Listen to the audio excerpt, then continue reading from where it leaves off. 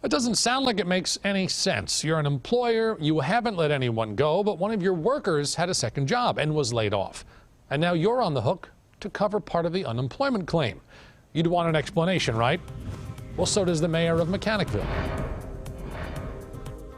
I just don't understand it. And if they could explain it better, then I'd be all right, but they don't.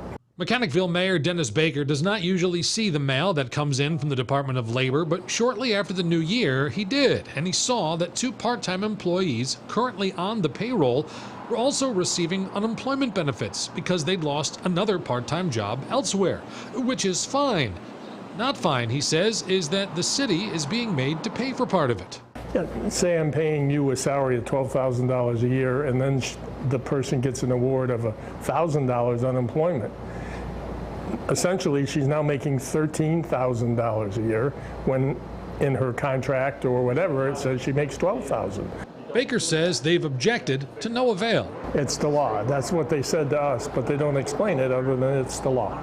I reached out to the Department of Labor and asked about this. Deanna Cohen, Deputy Director of Communications, said, by law, we are required to charge benefits to the account of the last employer for whom the claimant worked.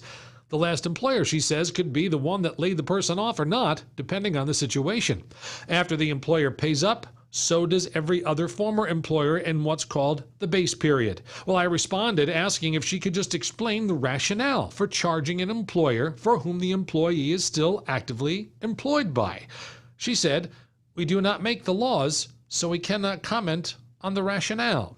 Baker says he's already heard from one small business owner who had the same thing happen. For the city, it's not a big amount, but Baker says it just seems wrong, unless there's a good reason for it.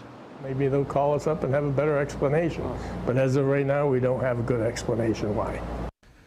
In a follow-up email from Labor, they told me the last employer can also request a credit. No other specific details, but I have shared that with the mayor. If you're an employer who's had something like this happen, let us know. Email 13investigates@wnyt.com.